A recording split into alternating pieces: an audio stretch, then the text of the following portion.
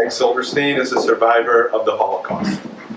The Holocaust is the result of Nazi Germany's systematic, planned killing known as the final solution.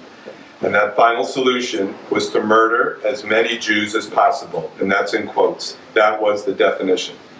6 million Jews were killed. My father's journey from normal childhood to sheer terror and loss occurred quickly. He will describe life from his hometown to the Lodz ghetto, to Auschwitz concentration camp, to the Mauthausen concentration camp, to Italy, to England, and then eventually to America. His story, our family history, has shaped much of who I am today. I would also like to introduce some of my family who's sitting in the front row today. My mother, Lillian, who I call Dad's angel of kindness. She's truly a special lady. My wife, Carol, another special lady, and my daughter, Sarah. My son, David, daughter-in-law, Leah, and our grandson, and Mike and Lillian's great-grandson, Noah, live in LA and couldn't be here today, but tried. I would also like to thank Susanna, whose energy and vision for this event has had a significant positive impact on our family and allowing the story to be told within our community. So I'm pleased to introduce my dad, Mike Silberstein, to tell this significant personal historical story.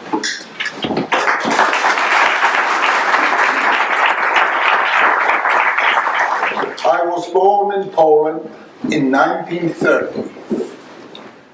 I'm 89 years old. In Poland, a small town called Grudziądz, we had a normal life before World War II started. School, friends, children playing, the normal kind of things that most of you experienced in your life. But in 1939, September 1st of 1939, our lives were shattered. World War II started. The Nazis invaded Poland. They were in my town about a day or two later, and there was fear and chaos the first few days in my town. My parents were scared, they didn't know what was going to happen. They had 4 children, 2 girls and 2 boys. Pretty soon, my mother and father, they came from a larger city in Poland called Lodz, or more the Polish pronunciation would be Łódź, but that's where my parents came from. They had decided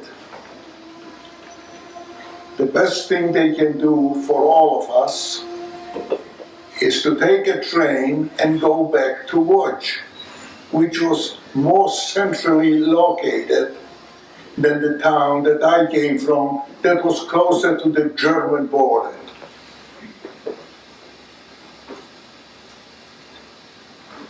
They managed to get a train. They put us on the train and tried to escape from where they were. Now, mind you that my father established himself there, had a pretty good job, was able to support the family, and as I said, we led a pretty normal life. We had to leave all this behind. When we left the town, Grudziądz, every possession that we had was left behind. We were happy just to be just to escape with our lives. When we got to Łódź, we moved in with some of my family. They weren't that well off. They put us up as best they could. Tight quarters. But we moved in there hoping to save ourselves.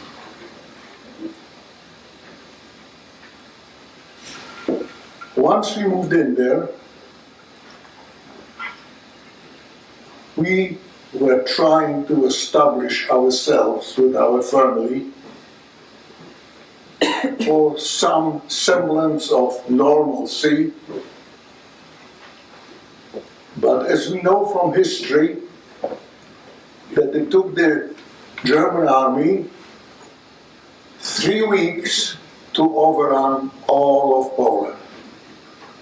So there were no safe places, none. When they got to Łódź, or to Lodz, the first thing they decided to do is impose a curfew for all the Jews. We had to be in by a certain time in the evening, and we couldn't get out anytime we wanted. We were watched. We didn't know what to do.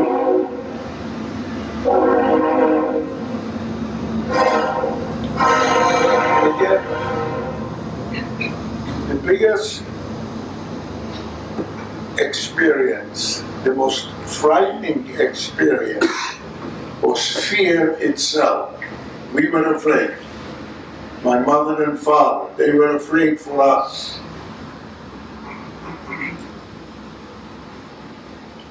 Eventually, living under the conditions for about 2 or 3 months of curfews, rationing, being harassed, had to put on the Jewish star in the front and the back to indicate that we are Jews.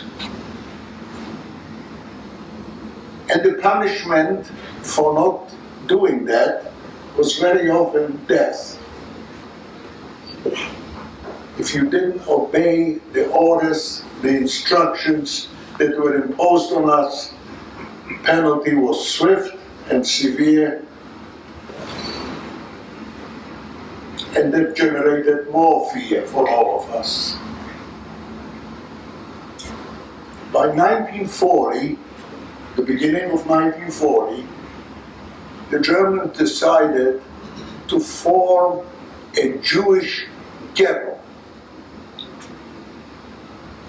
And let me define a little bit what I mean by ghetto at that time. They specified a certain part of the city, and they erected barbed wires around the perimeter of the city that they determined to be the ghetto. They erected towers, watchtowers, with soldiers with guns, and they told the entire Jewish population to move into that part of town as quickly as possible. We did. My family, we went into that part of town. We were afraid not to do it.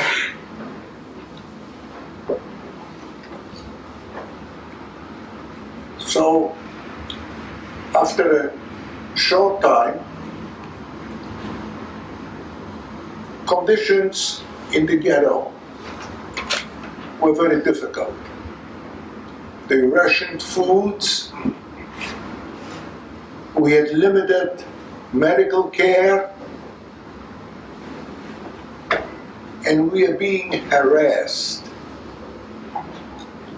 on a daily basis. The soldiers coming in, pushing us around, not being nice, especially to the women and children. And we tried to persevere as best we could. But as time went on, conditions worsened. Hunger set in because of limited rations. And medical care was disappearing. It was not at that time that we had a lack of doctors, but there was no medication. If somebody got sick, it was really unfortunate for that person.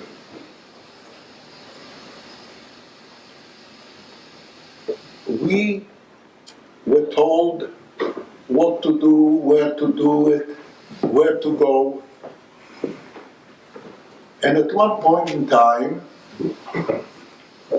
my two sisters were assigned jobs in a carpet weaving factory. They worked all day in cold, and they were weaving carpets out of rags all day long.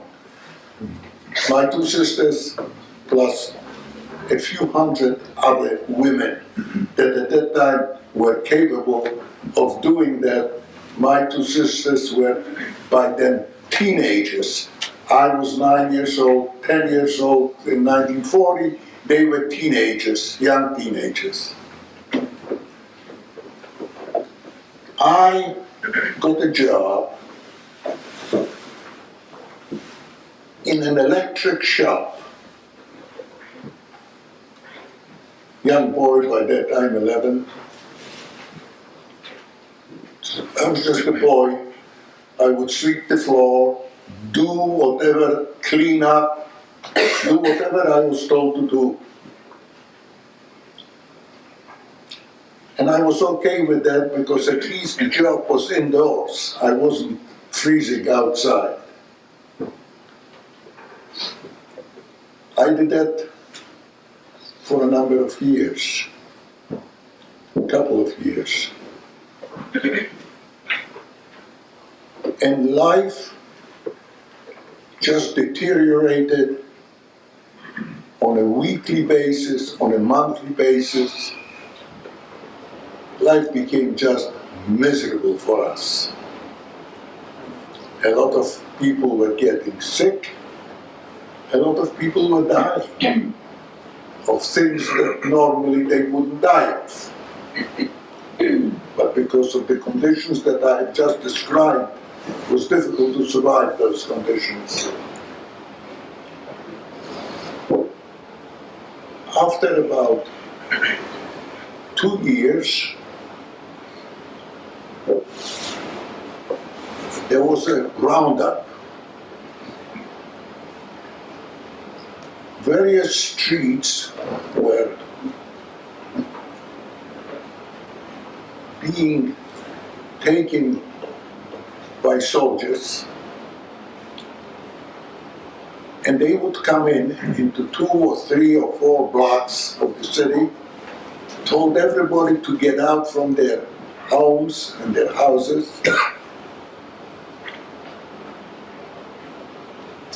and they conducted a selection.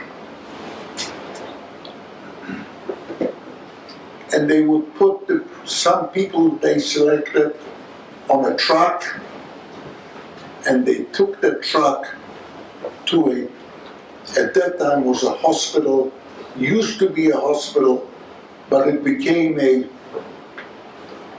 point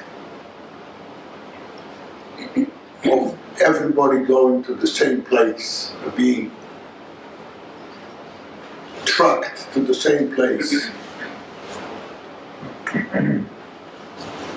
My mother and I,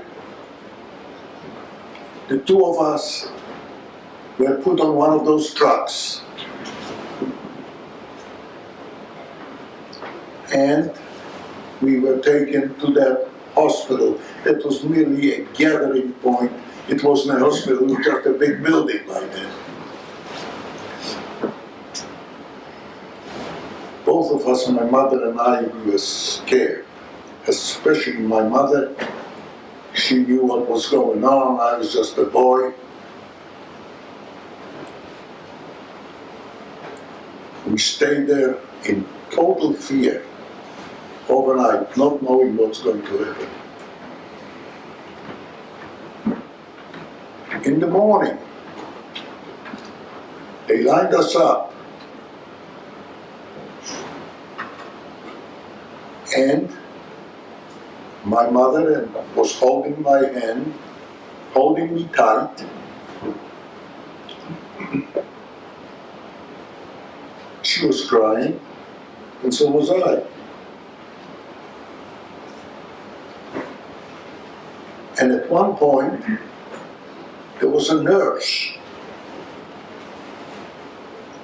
that came by.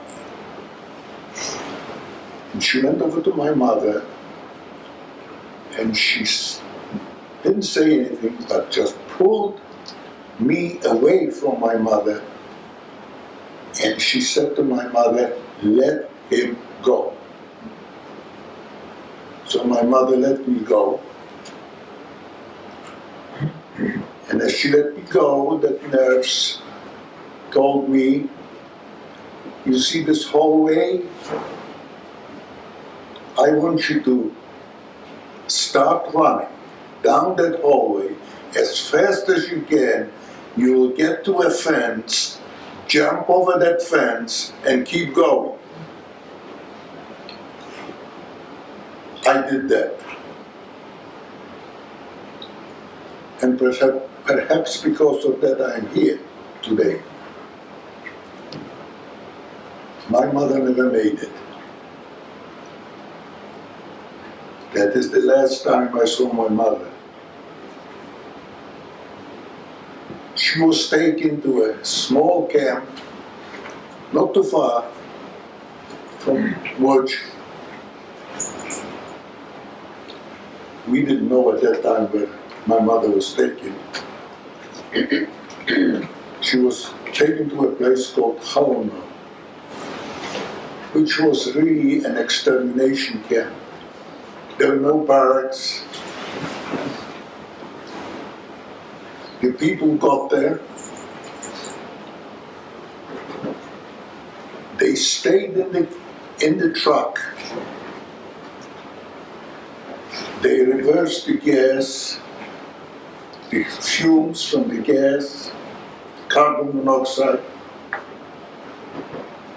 And then while the trucks were completely covered, as best as they could cover them with the people in them, they would drive the truck for about 2 or 3 miles. At the end of those 2 or 3 miles, everybody in that truck was dead. Then at the end of that, they would open the trucks, they'd get the bodies out, and they would burn them.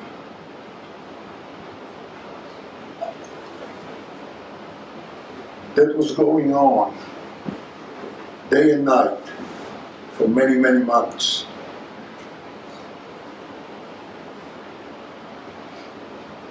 It was devastating to me and the entire family when we lost our mother.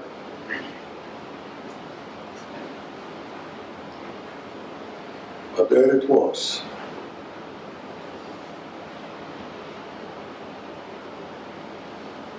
Before that happened, while we were together, my mother and my father and the 2 daughters, they wanted them to have some privacy where we were told to live. Now remember, we were put into an apartment that was really 1.5 rooms. One room they divided with blankets so that to have some privacy for the two girls that they had. That was very important to them. It was hard. It was hard to have privacy.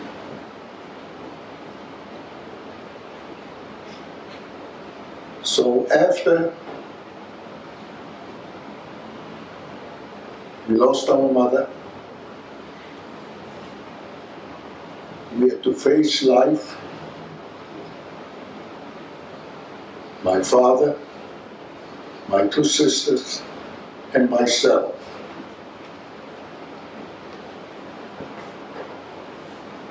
Me working in an electric shop, my sisters working in a carpet factory. My father didn't have a job. He was becoming sick. Although he was only 44. He wasn't an old man. Neither was my mother. They were both about 44, 45. We are not too sure exactly how old they were. And this kind of life ensued for many years.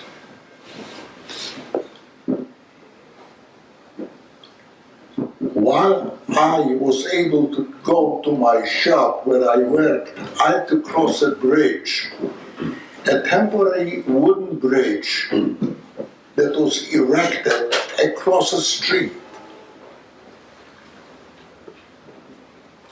And the logical question is, why did they have to have a bridge?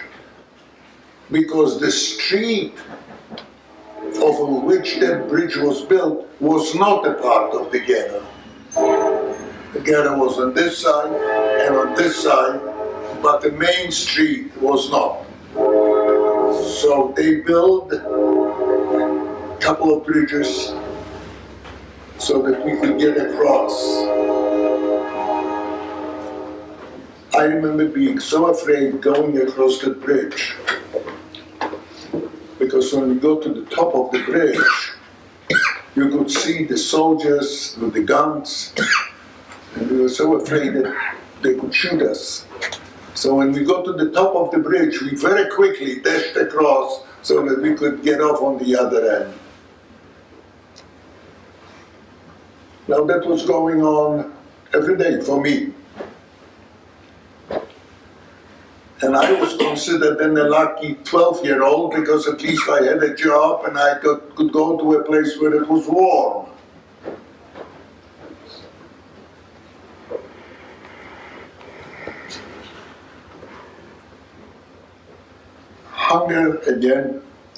Hunger and sickness was a major problem. Even a small ailment, a small physical problem could become fatal if you didn't take care of it. You couldn't take care of it because there was no medication. Oh, I want to say no, there was very limited medication.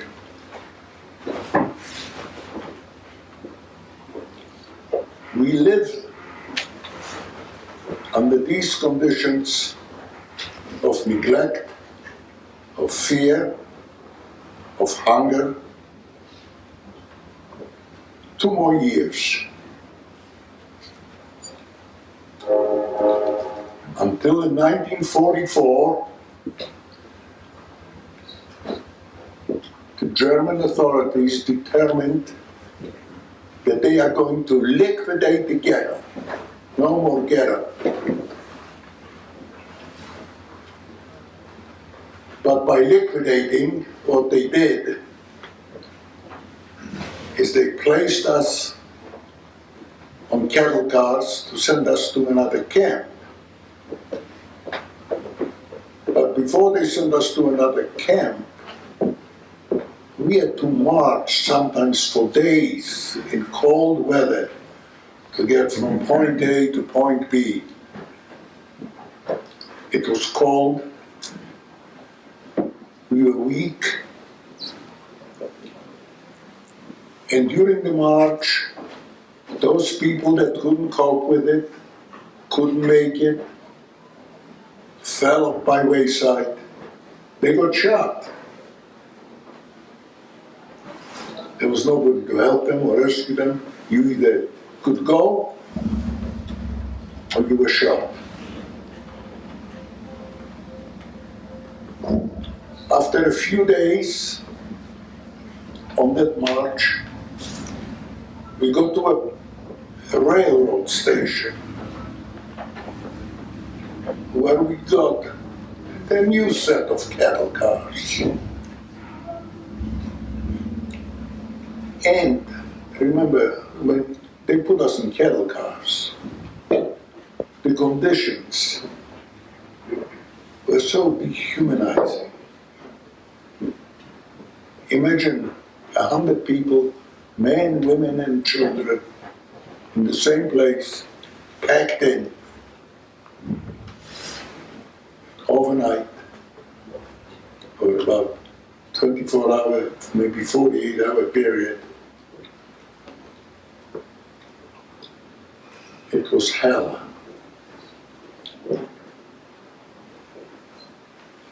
But some of us made it. I was one of them. They put us on the car, into the cattle cars, and I don't know exactly, but it took us for a few days to get to wherever we were going. Now remember, we never knew where we were going. When we got to Auschwitz, from the Lodz ghetto, I don't know whether I mentioned that, from the ghetto, we went to a place called Auschwitz. I was in Auschwitz about 6 or 7 months.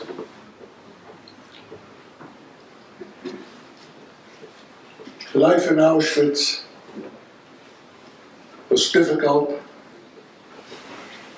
And one of the different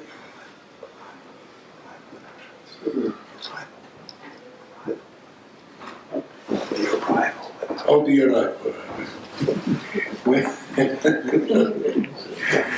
When we arrived in Auschwitz,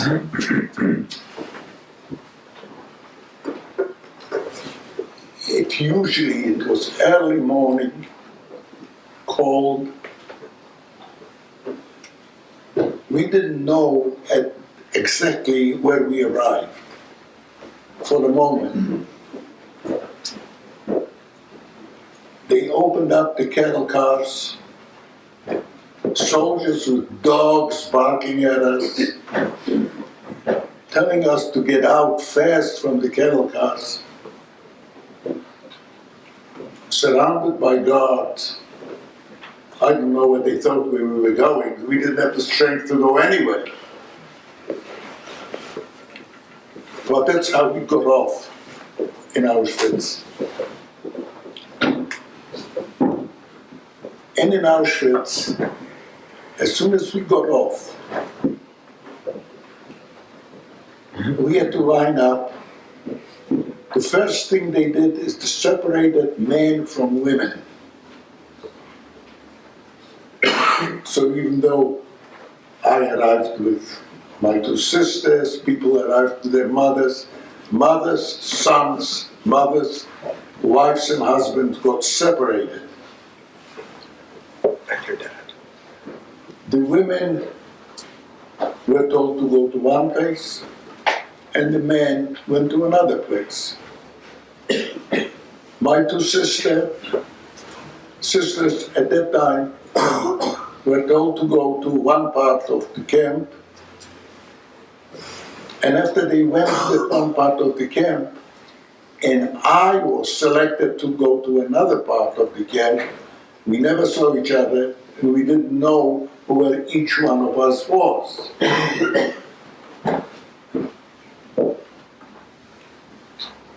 So during the selections,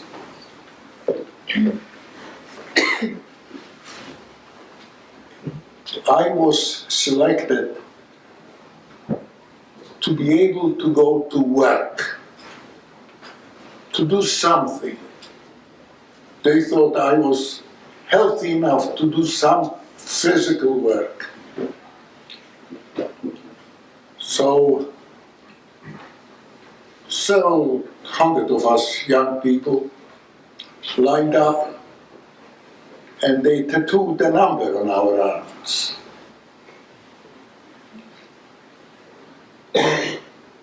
And that number, from then on, we were a number.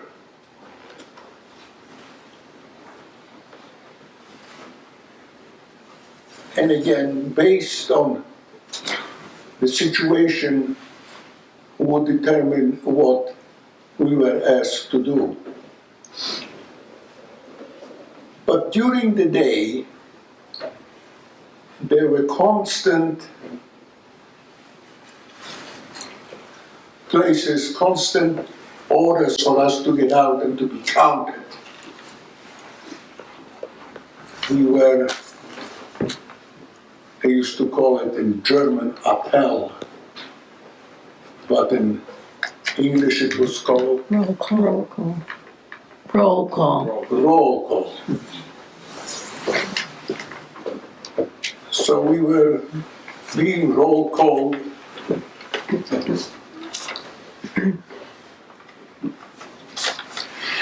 We were roll called several times a day because there were times that they didn't know what to do with us. Sometimes they would assign us to do some work. Sometimes they didn't know what to do with us.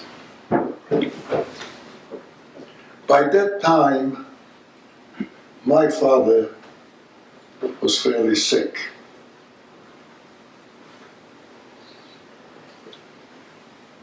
And if you were sick, there were no hospitals, there was nothing that anybody would take care of you. So he was taken away. He was told to go to the left, I went to the right. The people that went to the left went to the gas chambers, straight to the gas chambers.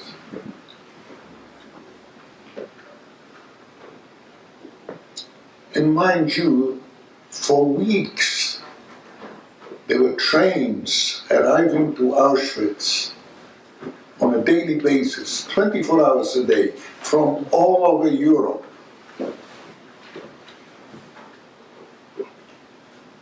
The ovens were going full blast,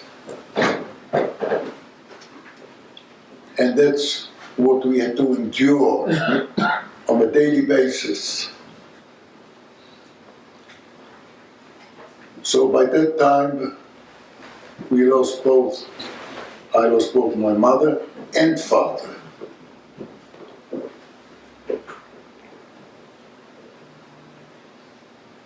My two sisters, I did not know where they were, and they were basically strong young girls.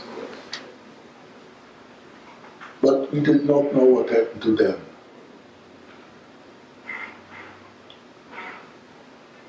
When they were liquidating Auschwitz, both women from women's camps and men that were in men's camps were sent to another concentration camp in Mauthausen, it was in Austria. Mauthausen was another horrible, horrible place. We later on found out that my father never made it to Mauthausen. He died before that.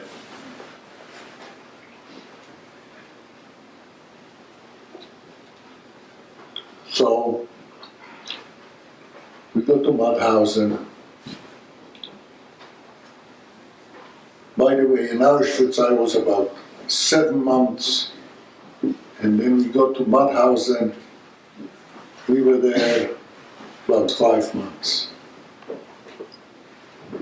Mauthausen was a horrible place. Dirty camp. We were dirty. There were no facilities to wash ourselves. Sanitary conditions were non-existent.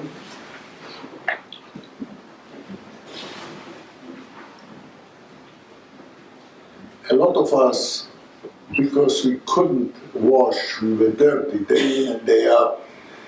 We got lice on our bodies.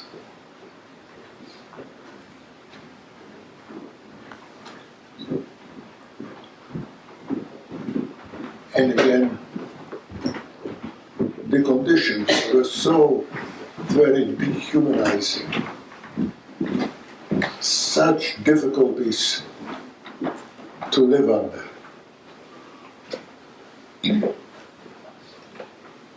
We did that for a number of months.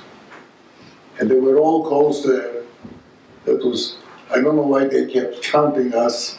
There was nowhere we could go. There was nowhere we could escape. But they were counting, making sure that we are still there. Those that were not there, it's not that they escaped, they just died.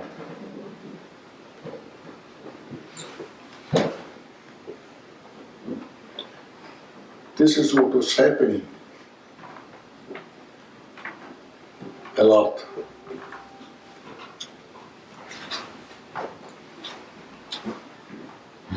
I was then getting closer to be 15 years old.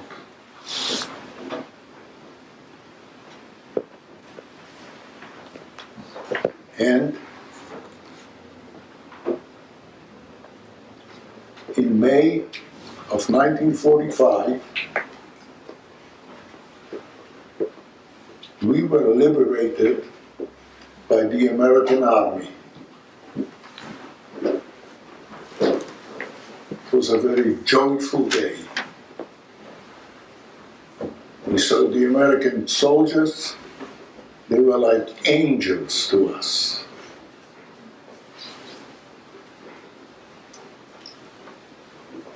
Because of the hunger that we experienced for so many years, they gave us lots of food, and we ate too much, and we got sick, but it was okay.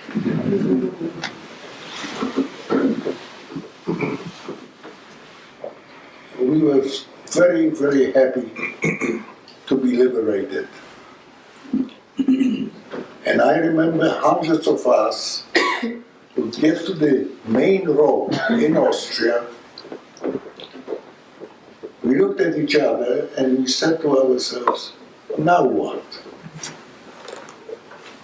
I'm 15 years old. Where do I go now?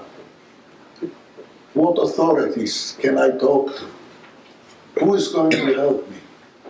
Even though I was a free young man, you still needed guidance as to what you can do, where you can go, and so on.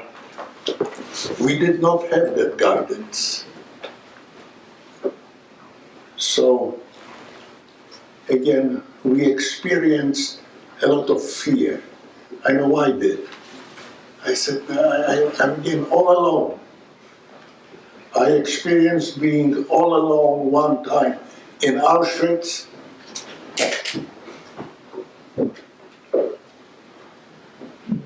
When I lost my mother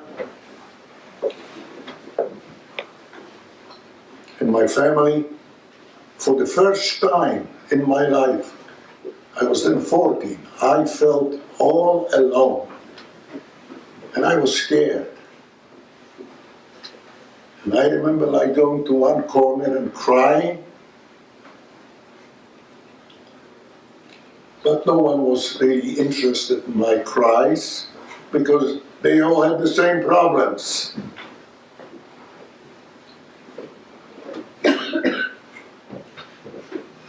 And I again experienced that loneliness when we were liberated. People were good, the soldiers were good, but what do we do? Where do we go? So pretty soon, there were temporary camps set up for those people that are liberated. They were in one camp and maybe somebody else was in another camp, and they were exchanging names to see that maybe a fellow like me, my name, somebody else was easy. Oh yeah, I remember Michael. The women did the same thing. I was out there for a few weeks, not knowing what to do. But that time we ate enough food. The soldiers gave us plenty of food.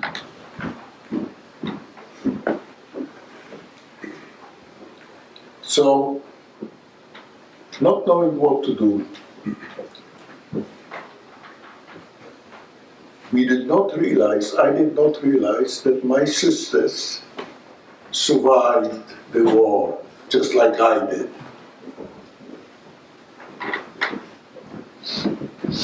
One, with my younger sister, was very sick right after the war, but she recovered.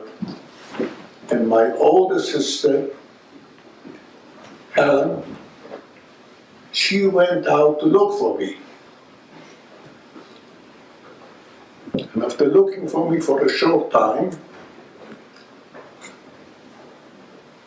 she asked around some people, says, I have a brother, he's 15 years old, not too big a boy. Did you see him? Do you know him? And so on. And somebody said, yes, we know of one. There are 3 kids that they are hiding in another place. They are not in the DP camp. They decided to go and hide someplace. My sister followed that trail. And she found me. Imagine. We got together. And she found me. It was a very wonderful reunion. And after that event, we were then making sure that my younger sister, she was older than me, but she was younger than my other sister, comes along, that she gets well. And she did get well. So really, 3 of us survived the war, not my parents. My parents didn't make it. There was a period of time where while we were in the ghetto, and they were taking away children, and my mother saw an event where they were taking small children, putting them in a truck. She saw it in the window. She almost passed away just looking at it. And she said to us that were still there, she said that I would gladly give my life for my children. And she did. And I believe that's why I'm here today.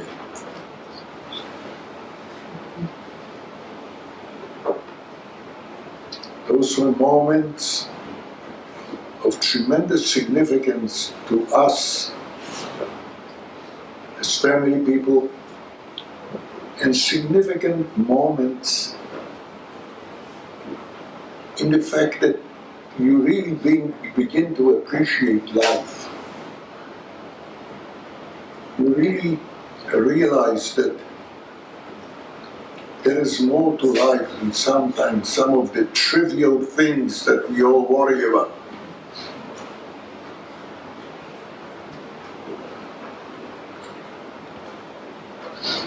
But there were so many brave mothers and fathers and brothers and sisters that died, so that some of us can be saved.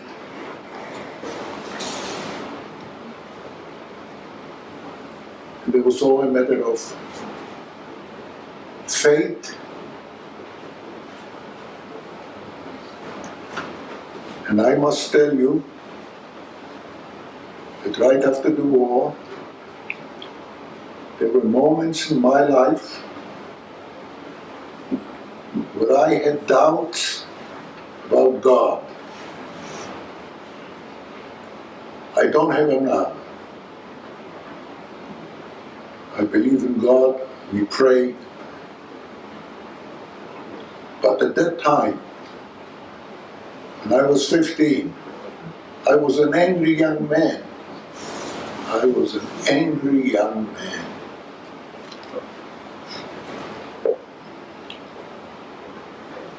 But we survived somehow.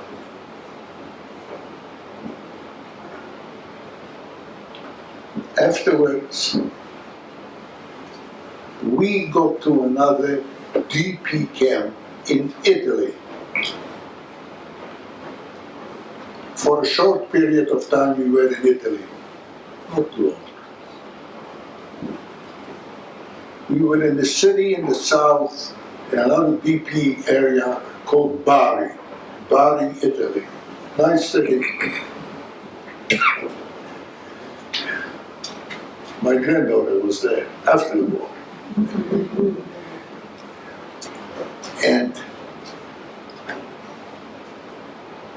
when we were in Bari, Italy, during the Jewish holidays, my older sister went to a synagogue to pray. While she was in the synagogue, she met a soldier, a Jewish soldier. And they struck up a conversation. And they said, they found out, they said, your name is, her name, Helen Silberstein. And she says, yeah. And the soldier says, I know a Silberstein, but he doesn't come from Łódź. He comes from a smaller town called Grudziądz. So the connection was made.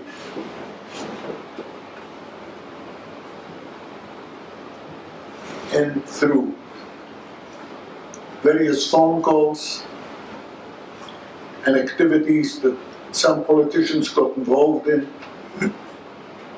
they got my brother leave from the army for a short time, and we were reunited.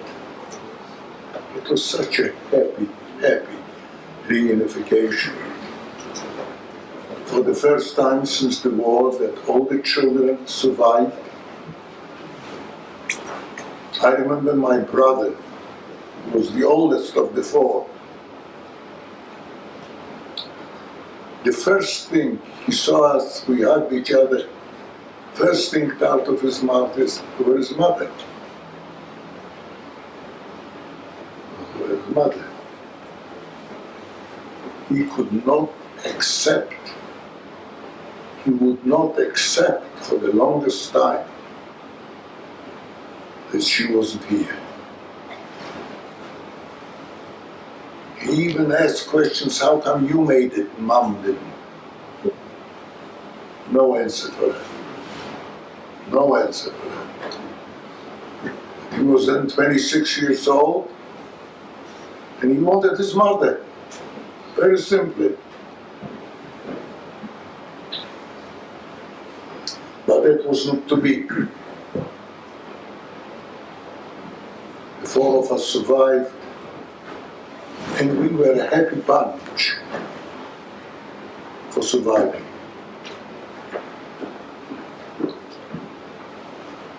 After Italy, there are various transport of children that were able to go to England. I was one of them.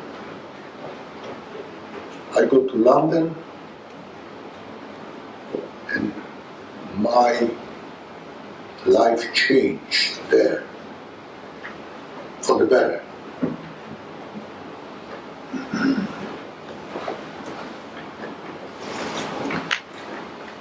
One of the first problems that we had, all of us, there were several hundred of us, and we couldn't speak English. Well, you can't live in an English-speaking country when you don't speak English. It just doesn't work.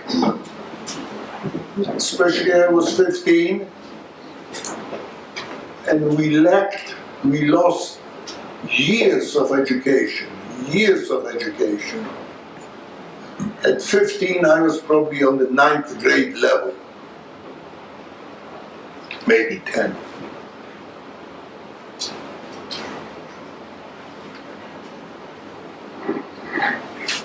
So they set up different classes and different things for us to learn English.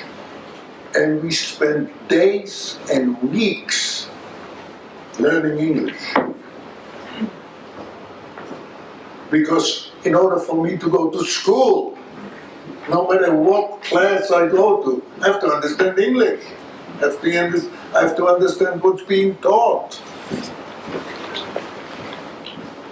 And in the long run, it worked for us. We were able to pick up the language. We were able to go to school.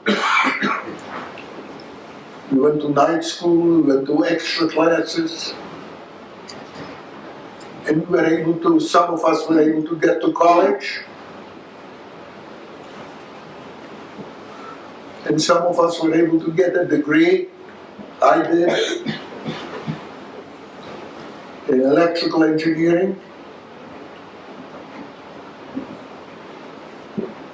And from that point on, things really improved. I liked being in England. I liked the people. I have made many friends in England. And it was a turning point in my life. One of many. One of many turning points.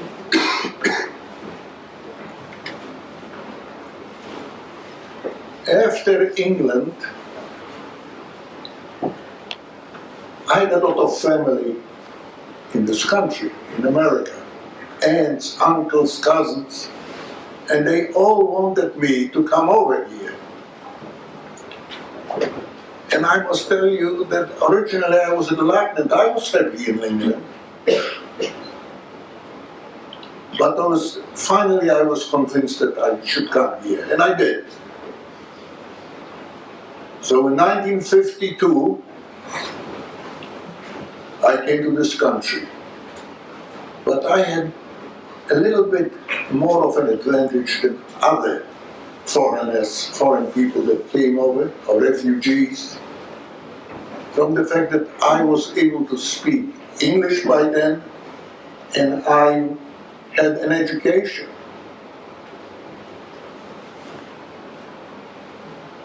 I came over here,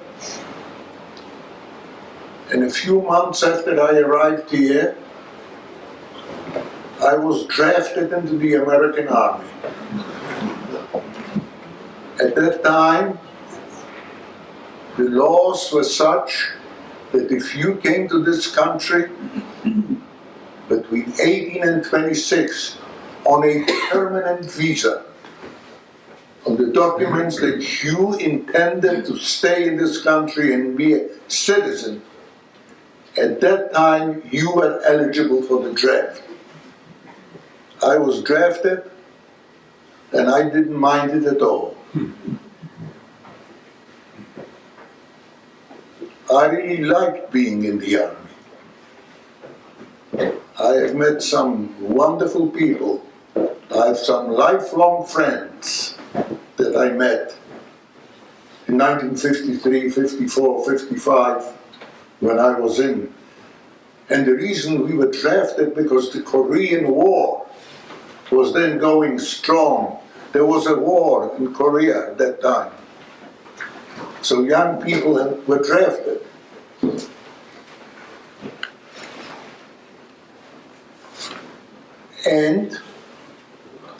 there for 2 years.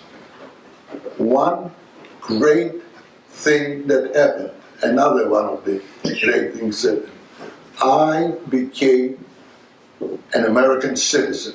I did not have to wait the 5 years, but because I was an American soldier, my papers got to the top, not just mine, but any American soldier or airman, any serviceman was made a citizen as soon as possible. That was another tremendous break for me.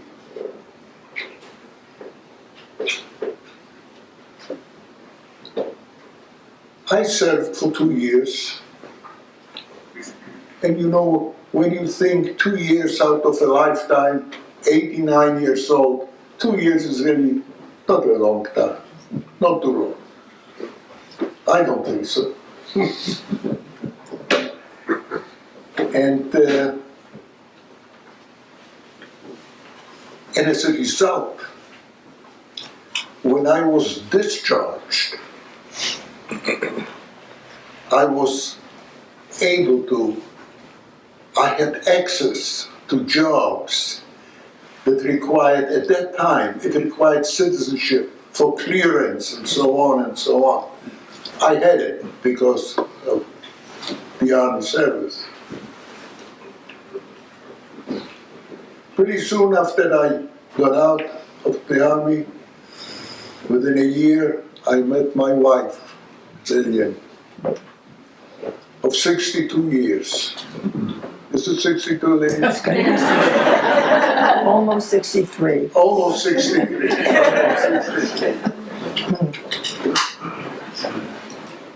And that was a lucky day for me. It really was. It's the best thing that happened to me, my wife. And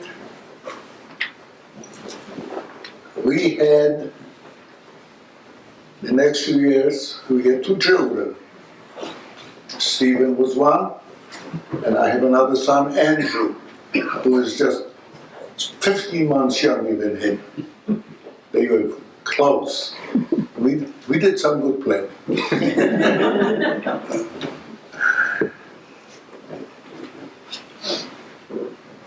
In a short time later, I got a job with a company called Curtiss Wright. They were making aircraft engines. I worked for them for a couple of years. But it involved a lot of traveling. And when Lillian was pregnant, she says, Mike, you got to find a steady job. You got to stop that traveling. Which I did. I was lucky enough to get a job with IBM. I had worked for IBM for 32 years. Great job, great company, good people. I had fun working there. We lived in Poughkeepsie. I loved living there. I remember when I said to Lillian, you know, when we get married and I'm with IBM, we have to go up to Poughkeepsie. And Lillian said, let's take out the map, show me where Poughkeepsie is. But we did, and we had a good life in Poughkeepsie.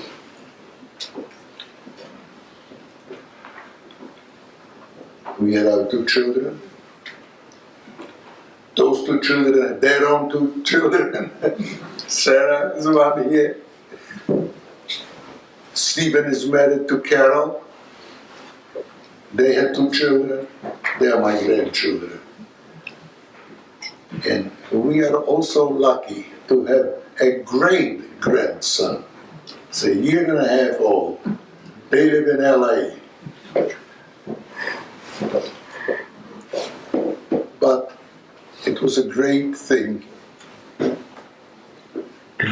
From the background that I just described to you, some of the difficulties that I went through during World War II, we were able to establish a good family, good, healthy family, which I consider the most important accomplishment in my life.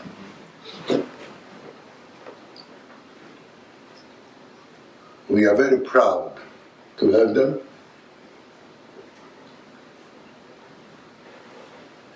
And we are very proud, I am, that we live in America, the best country in the world. And by the way, when we lived in Poughkeepsie, I was involved in the Boy Scouts. I was. My wife, Lillian, was a den mother, and I was a Weeblo leader. And we had experiments conducted in our house so that they can earn their badges. And it was fun.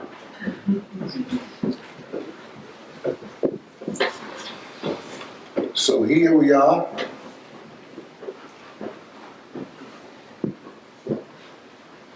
And I hope we can continue to try to get along. We have to try to respect each other, respect each other's differences, accept those differences,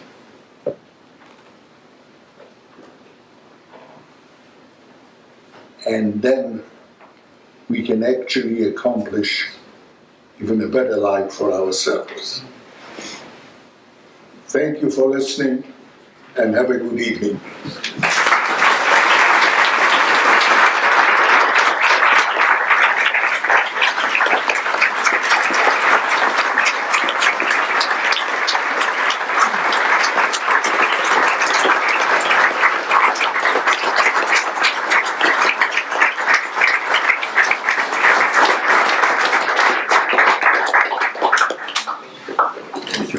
I think it would be fine to open this up for questions. I'm sure that there's people that may have additional questions for my dad. And I can assure you that we've spoken and there is no bad question. There is no question that is too hard for him to answer. So if there's something you really want to know, ask the question. I have a question. When you cleared the fence out of the hospital, how did you know where to go to reunite with your family? When I cleared the fence, I was familiar with that part of the city and I knew where I was going. I was running fast. You were being shot. And right. But at that time, being shot, it didn't matter. If they got me, they got me. You know, there is a point in your life, in a situation that you're in, that can be so dire that there are things that can be more important than your own life. Thank you. That was exactly my question. Yes. How did you and your brother get separated? That's a good question. My brother was the oldest. Right after the war started, he was taken, rounded up by some Germans. He was beaten up for no reason other than that he was a Jew. And when he came home, roughed up, my mother and father decided that this is no place for him. They'll kill him. So they tried to arrange an escape for him. And they did. They arranged an escape to him to go east, to go to Russia. Don't forget, at that time, Russia was our ally. He went to Russia. As soon as he got to Russia, he was apprehended, and they said, "You must be a German spy." He couldn't talk about it. So he was sent to Siberia. He had a hard time in Siberia, but he survived. And that's how we met after World War II. And the reason I didn't mention him, because his history is very different from the one that I had described.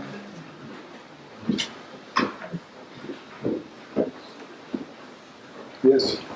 Mr. Micheal, I understand there were reunions after you came back here, and There what? there were some reunions where you reunited with other Yes. Survivors, Yes. and I understand Elie Wiesel was one of them. Yes. So can you just touch on that? Yes. Elie Wiesel was one of my heroes. He may not be that well known, but he was. And I have met him personally, so it's Steve, after the war, not the last few years. Very special man, very special human being. And there were others like him. He came up with the saying that one of our biggest sins is silence when you need to speak up. When you see atrocities, when you see different things happening, and you're silent about it, you go home. He was trying to teach us not to be that way. I'll add a little more just on a personal note. The first time we saw Elie Wiesel was in Poughkeepsie. He spoke. We tried to get my dad to go up. He didn't want to go up. We eventually went up there and they just looked at each other. We said, "He's from Auschwitz," and they just looked at each other with this knowledge of connection. And it was the night before Carol and I were announcing our marriage. And we told him, so he was the first one to congratulate us on getting married. And then just a few years ago, Sarah was going to the College of Charleston, and she arranged Elie Wiesel at the College of Charleston. And after he spoke, we all met afterwards and just talked about life. So those were two special moments with him. I would just add very briefly, when I was in high school, we were reading books by Elie Wiesel or Wiesel, and he won a Nobel Prize. You know, Oh yes, that's correct. Yeah. He's a Nobel Prize winner. One of the books that he wrote that became very famous for years, one of the first books he wrote was called Night. Who's read Night? Okay, that story is the story. It's very, very close. Very, very close. And they were there together at the same time. Yes.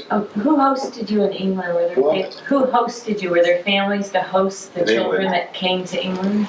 In England, there were institutions, there were clubs, there were religious institutions that tried to help us. There is a group, and there's books written about it. There was a couple of hundred, and the name of it is called The Boys. And if you read about it, and I actually forget, there was a Lord something or other who gave money. He was part of The Boys. Montefiore. Montefiore. And actually, we still don't know why. They asked if he wanted his name in the book, and he said no. But if you actually get the book, the story of the group of young men from the Holocaust who made it to England who actually were quite successful. There's stories written about it, and it's called The Boys, and he was part of The Boys. Along those same lines, where did your sisters go when you when you left Italy to go to London? Where did they go? Your sisters. Your sisters, where did they go after Italy? Helen went to America. One of my sisters came to America, I think in 1948. And one of my sisters stayed in England for quite a few more years and then came to America. The younger one came later.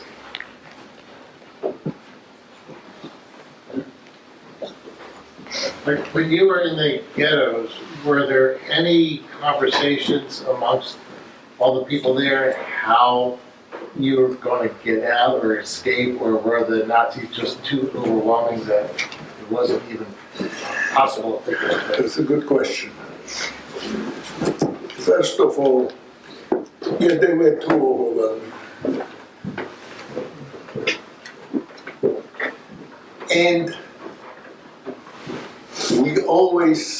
And there were people that did fight and die in small groups, but not enough to really have a major breakout. I think one of the most famous things happened in the Warsaw Ghetto, where for 3 months, boys of 15, 16, 17 held off some of the German tanks. They were fighting with Molotov cocktails. You know what a Molotov cocktail is. But they all died fighting. Brave, brave young people to whom we are indebted. But here we are. We were there for so many years because we were not as well organized as it was necessary. Not the way we are organized today. Yeah, I would like to answer some of that. The Nazis dehumanized the Jewish people. They starved them. They made them weak. And their guns were always ready to shoot. So I think when you're physically weak, it is hard to organize and to fight. But there were pockets of resistance that people are not aware of all through Europe in the camps and in the ghettos that Micheal himself was not privy to because that wasn't in his little group, in his family setting. But there was more resistance than people are aware of. And they were brave and they did fight and they did die. Can you talk about this struggle to find the path for forgiveness or bitterness after this experience? Let me say, after the war ended, and I had my children, in most of their years, while they were in high school, I taught them not to hate. Not to hate. And I think they remember that. Hate can be very toxic. Hate can sometimes destroy the hater more than the person that is hated. Yes, we try to get along. We all pray for forgiveness. Sometimes we do. Sometimes the atrocities are of such caliber that it is almost difficult. But we try. We try to be human beings. We try to feel for our human beings. And we do that all the time. I'll answer that living in the house. And my brother and I do talk about this because, I mean, as you can see, we have an Eastern European father, right? So there's some level of discipline that goes with that. But we still talk that he would talk to us about not hating because it could come to us. We saw what happened to him, and it could be natural to be angry at countries or people, and he repeatedly would talk to us not to. Now, honestly, and I don't want to put words in your mouth, I'm not sure there was ever forgiveness for those who did it, but there was definitely a path for children of them had nothing to do with it. And there's no reason to carry on anything except accepting people to be good. And for those who know me, I think generally I travel the world, I believe people are good everywhere. And I do. I mean, everywhere I go, I've worked in China, Japan. Tim can tell you all the places I've worked. But people are good, and I think we get that from that philosophy. But I do think it's important. There are some, and I'll say it, that do not deserve to be forgiven.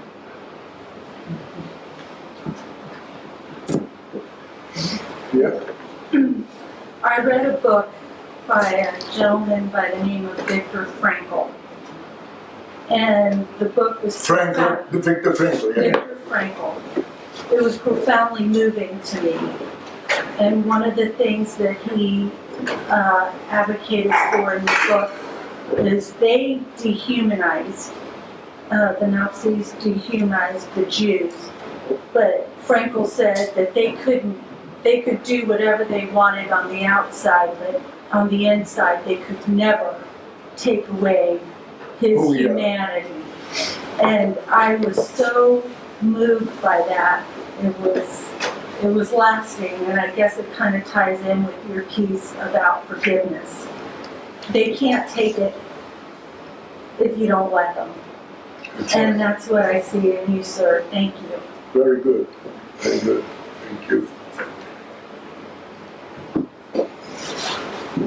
You said you were an angry young man and you saw all the atrocities. How did you get your faith back? Or did you ever lose your faith? So you saw the atrocities. How did you get your faith back? Did you lose your faith? Good question.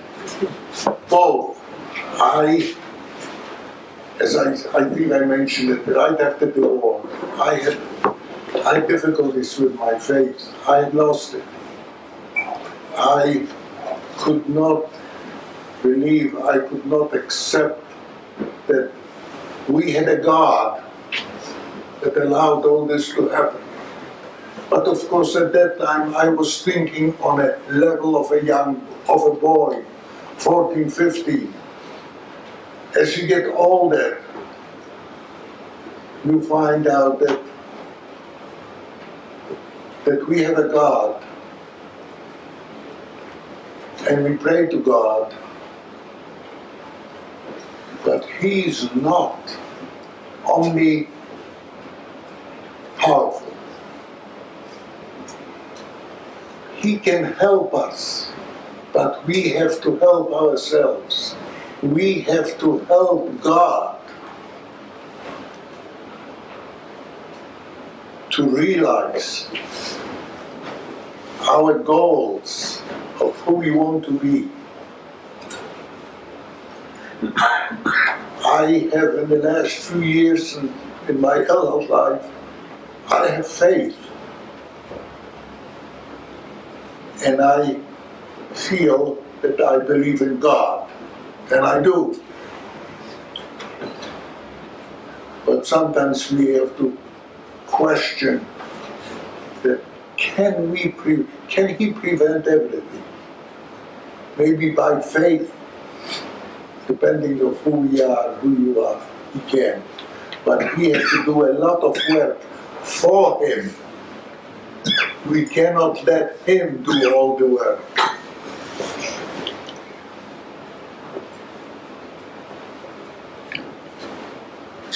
Having read a lot of books about the Second World War and visited the Holocaust Museum just last week, I've read that it was really the Nazis put it in people. They blamed the Jewish people for the First World War. But they said they were responsible for the First World War, and on those bases they could then help spread, the hatred. Yes, that happens quite often. You blame the victim,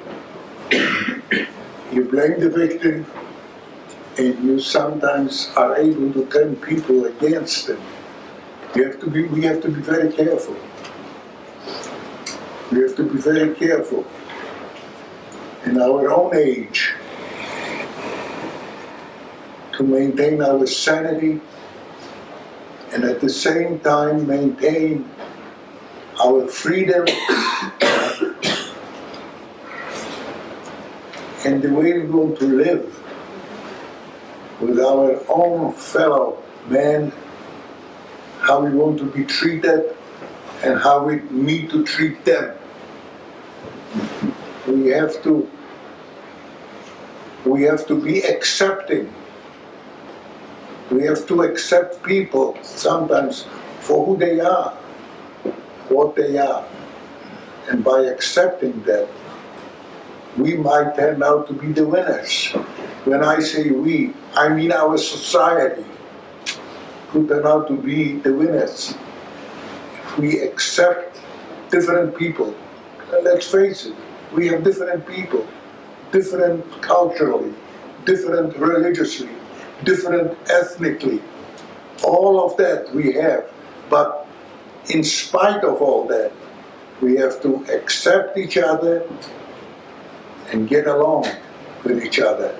And if we do that, we will then build a better society.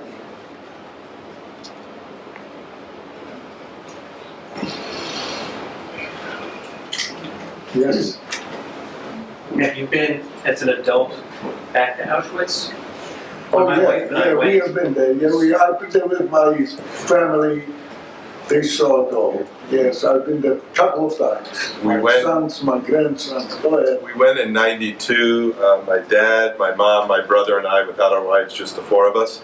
I will say it was a difficult trip the first time we went. We went to Jones, where we grew up. We went to Lodz, we went to Auschwitz. We went to a few others. Treblinka. Treblinka. Some very difficult. We don't have to mention them. And then we went home. So he said he'd never go back. He didn't want to go the first time. We kind of convinced him. Then fast forward 20 years and there's grandkids and they're older. And I said, Dad, you want to do it again? He goes, no. I said, okay, we're going again. And we did go again. And we did. But the difference was we finished in Israel. And the whole family, and I have a picture of it, standing at the wall with the grandkids and all of us together. So it finished on a high note, which we as a family believe Israel is the result of this, and an important part of who we are. So there was a better path. And when we were there, we were praying. I actually have a question, because I know that my parents, when they went to Israel, that they had someone who, during the war, was unable to get bar mitzvah, and so it was bar mitzvah in Israel. You were basically in the ghetto during your bar mitzvah. So did that all happen, or? No, I was in the ghetto during bar mitzvah. So my bar mitzvah time. So of course I did not have the kind of bar mitzvah that other youngsters had. And I don't know what... Did you have your bar mitzvah? No. Not really. Didn't your other family give you an extra piece of bread on your bar mitzvah day? Yes, yes. They all gave them some extra food. While we were in the ghetto, when I was 13, my two sisters, my father, we were on rations. They gave up a part of their rations to give me an extra piece of bread. And you can't imagine how guilty I felt for taking that extra piece of bread. They were hungry. It was their bread.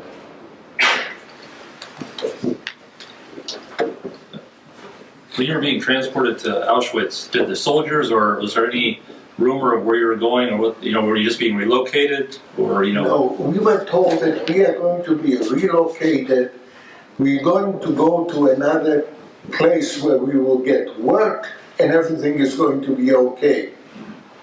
I did not know, or most of us did not know, that we are going to end in Auschwitz until we got there. And I think it's a good question, and I think part of it's age related. Where he was younger, maybe teenagers or older might have had better rumors. And but then I was a boy. Yeah, he was young. I think you mentioned to me, and I don't know if it was mentioned during the presentation, that Mr. Michael, when you got to Auschwitz, you actually didn't admit your age. You didn't say you were 14, but you said you were 16. You want to touch on that? She knows the story. That's a very good question. I should have brought that up. When we were standing in line for the selection, one of the guards asked me how old I was. I was then 14, almost 15, 14. And he says, how old are you? I said, I was 17. But somebody had told you to say that. Somebody had told me to say that. Don't tell them that you were 14 because too young. Tell them that you were 17. So I told them that I was 17. And they believed me. I wasn't a big boy, but they believed me anyway. But it probably saved your life. And interestingly, we've done research in Poland, and we've gone back to records. We have the record of his arrival in Auschwitz from the Germans, and it shows the wrong age. So they believed me. That's what they wrote down. So we actually have his arrival papers. And they kept very good records. Yeah. When you were in Auschwitz, did you meet Joseph Mengele? Is that how you pronounce it? Joseph, did you meet Joseph Mengele? No. But your sisters did, right? My sister did. Joseph Mengele had most to do with women. And He experimentation. was doing the experiments on women and children. I never met him, no. I'm so happy I never did. But your sisters did. My sisters did, yes. You said that you were numbered. Do you remember what your number was? What was it? Your number. What was your number? He wants to know your number. I have a number, yes. What's your number? B8093, and it's right here. And if you want to see it, you can see it.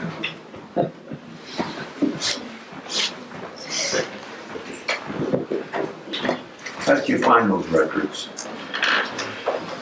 So his older sister had friends that lived in Poland and stayed in Poland, and they were very good friends. And he has gone and done all the research in records throughout Poland to get it for her and to get it for my dad. So he, went to different organizations and political locations and was able to get them records. I forget his name, but Steve, he actually found the records through Daddy's number. He went to some archives. He used to, this man returned to Europe once a year.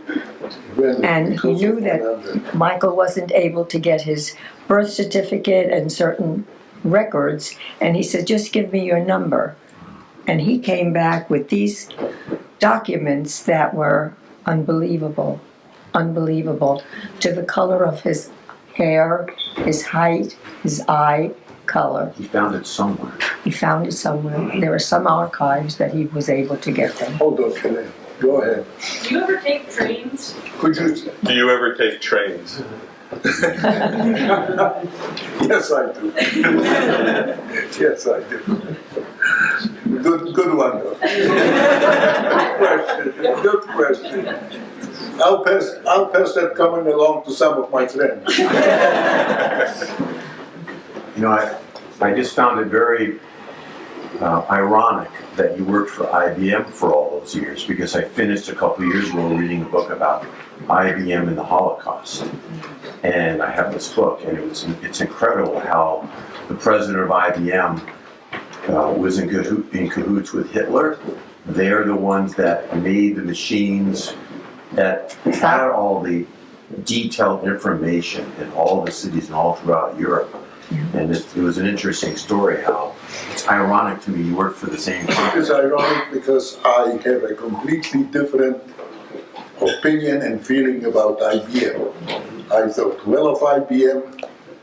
I worked there. I enjoyed working there. The management team was outstanding. Working for them was a great privilege. Gary, it was the older Watson who was anti-Semitic. No, just very ironic. That's Yeah.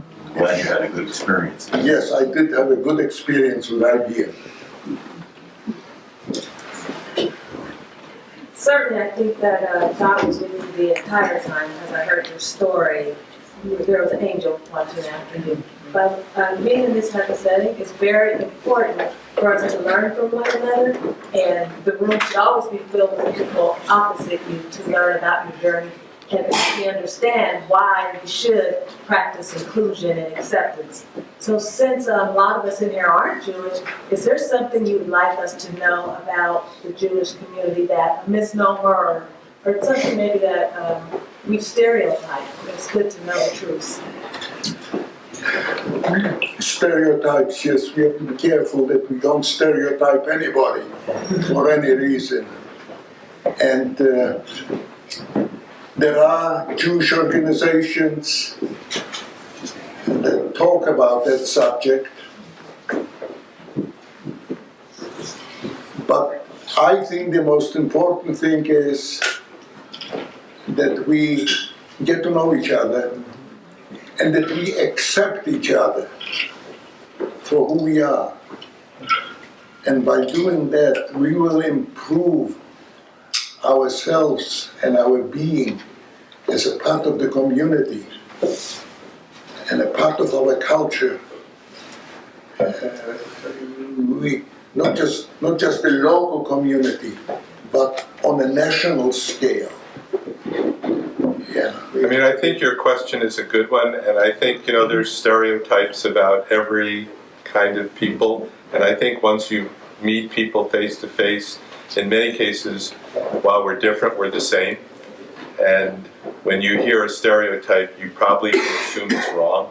Yeah. So I think the key is just to look at each other and talk to each other, and then you realize, sometimes you hear that people stereotype a certain group of people and they go, except you, because you're nice. You're different. But that becomes obviously the fact that stereotypes are not true. So I think it's about talking to each other.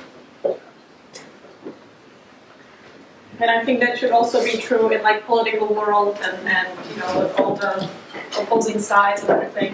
I think unless there are any final questions or thoughts, I was going to wrap it up, but there is one more question. Okay, so the majority of my mother's family was wiped out in the Holocaust also, and my grandfather had a very similar story to yours, where he ended up in England in one of those schools and actually met my grandmother in the UK, and that's how they sort of stayed there. I just wanted to say thank you, because I don't get to say thank you to my grandfather because he's not here, so thank you so much for sharing your story today.